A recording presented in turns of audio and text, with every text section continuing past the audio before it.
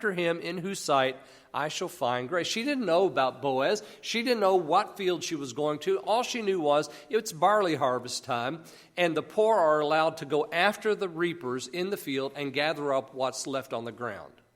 They're allowed to go around the borders of the field and collect from the standing stalks that are left by the reapers, because that was the law.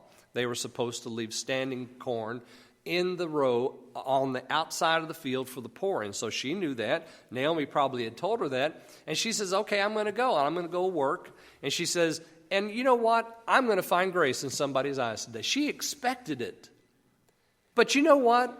She had an expectation that was met only because she went. Sometimes we expect God's grace to happen to us, but we're not willing to lift a finger for it.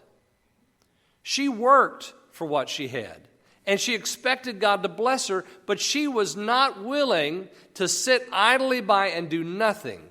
She said, it's a part of what I need to do to take care of myself, to take care of my mother-in-law, is to go out into that field and to glean.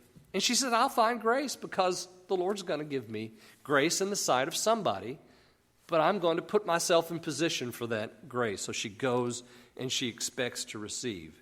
And we also find in verse 7 of this chapter and in verse 17 of this chapter that she takes nothing at all for granted. Notice in verse 7 it says, and she said, I pray you let me glean and gather after the reapers among the sheaves. So she came. This is the overseer of the field talking.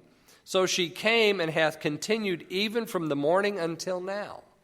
So she started early in the day. And then in verse 17 it says, this is after she had eaten with Boaz and the reapers.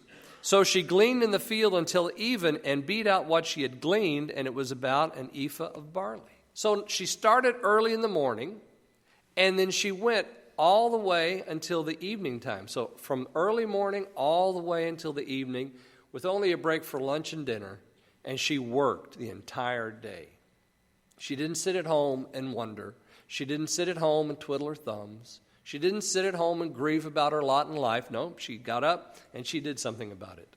She's a virtuous woman. The Christian is to be just this way. She's to look to the work, but not expect her provision from the work. She was expecting grace to come her way because she was working. She expected to receive grace from whoever owned the field because God's hand was going to be in it. But she put herself in that position, and she showed herself to be a worker to Boaz, to the master of the field, and to everybody who worked in that field as reapers and the other poor ladies who were gathering up corn. She did this because she knew that it was her job to take care of Naomi and herself. She respected Naomi, and she knew that Naomi couldn't go out. Naomi was older. She couldn't go work in the field all day, but Ruth could. And Ruth said, I'll do it, and I'll begin in the morning, and I'll work all day, and I expect the Lord is going to give me grace. And guess what? He did. So she's a virtuous woman. What does that mean? Well, number one, it means she's faithful to Naomi, to her people, and to God. Number two, she's a worker. She worked all day long in the field because she knew she had a responsibility to Naomi, and she knew that the Lord was going to provide. So she places herself in the position for the Lord to provide. As the old saying goes, she put herself under the spout where the glory comes out. But sometimes we miss that because we don't put ourselves in that place. Verse 10, look at verse 10 in chapter 2. Here's the third thing. When Boaz comes into the field, he says to her in verse 9, let thine eyes be on the field, that they do reap, and go thou after them. Have I not charged the young men that they shall not touch thee? And when thou art athirst, go into the vessels and drink of that which the young men have drawn. And then she fell on her face and bowed herself to the ground and said to him, why have I found grace in thine eyes, that thou shouldest take knowledge of me, seeing I am a stranger? A virtuous woman not only is faithful, not only is a worker, but a virtuous woman is also humble. Her humility is described here. Notice what she says to him. She says, why have you taken knowledge of me? I'm a stranger. Everyone knew she was a Moabitess. Everybody did. As a matter of fact, you'll notice that the very first thing that's said about her is by the master of the field.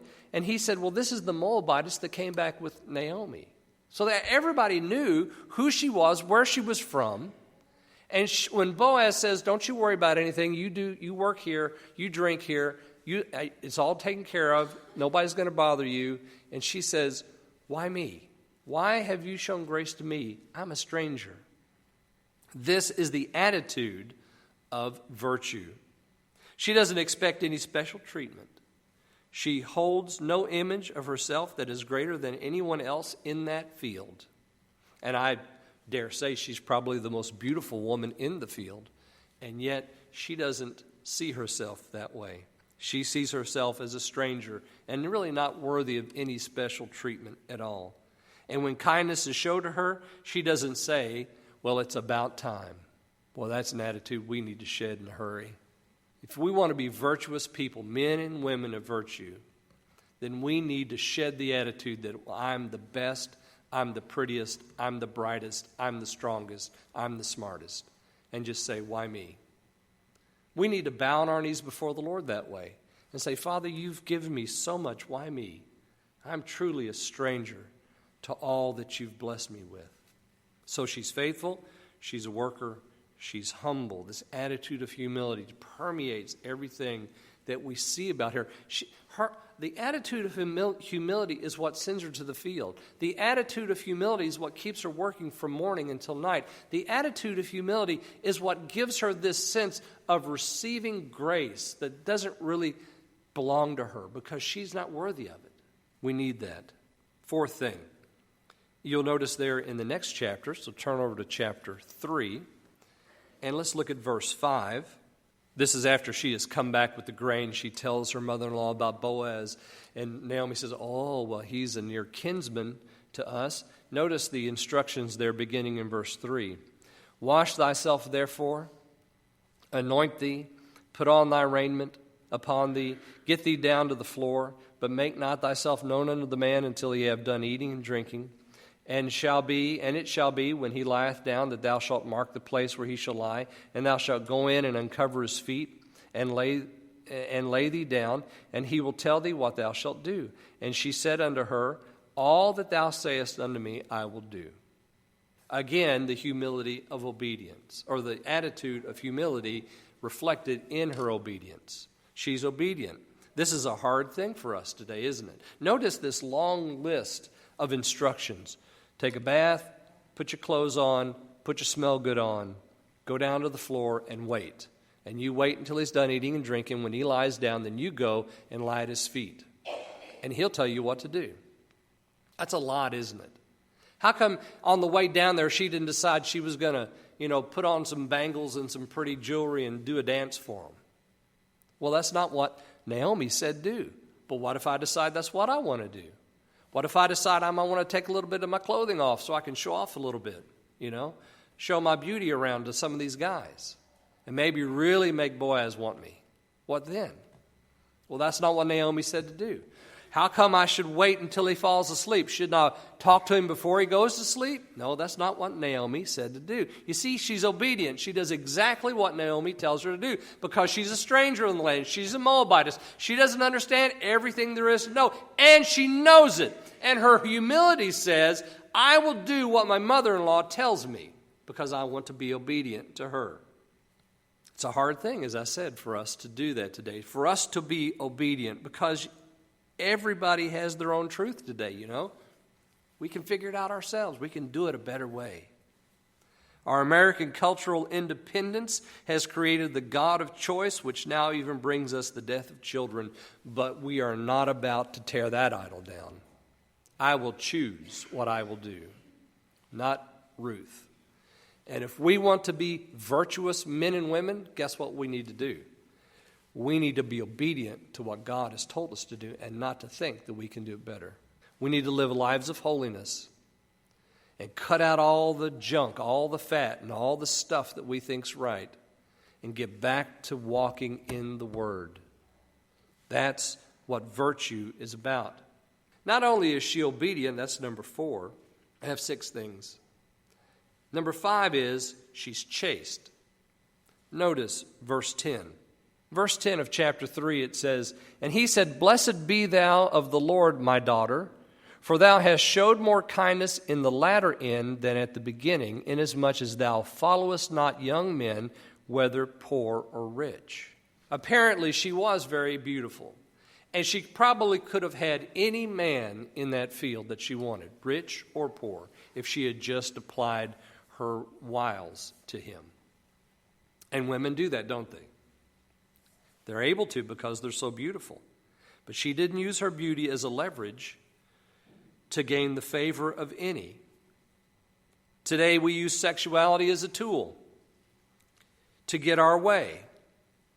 The science of marketing is filled with the stories of sex sells. And it does. But she didn't do that. She was chaste. Let's not be deceived by the world into thinking that when she went and laid at his feet and uncovered his feet, that it was some sort of, moment of sexuality. There was none of that. This woman was completely chaste in all of her actions towards this man.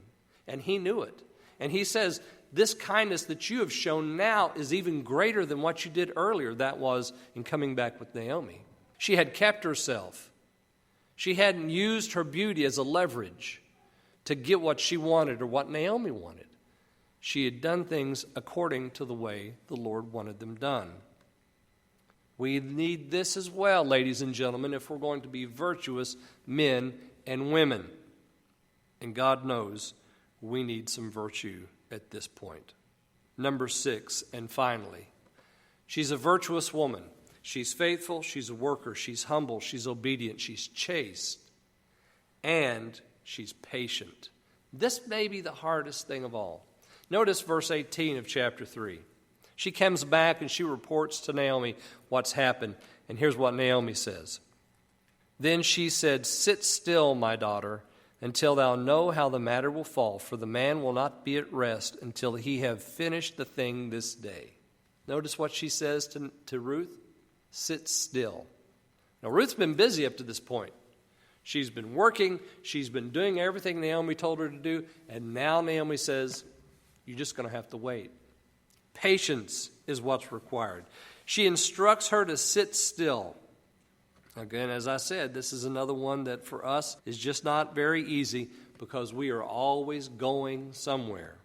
We are always doing something. We like to take things into our hands and do them regardless of the consequences. Maybe Ruth wanted to make sure that Boaz took care of it that day. So she goes out to the city gate and she makes sure she finds him and sits him down in that place and says, now you wait right here and the elders are going to come by and here's what you're going to say. No.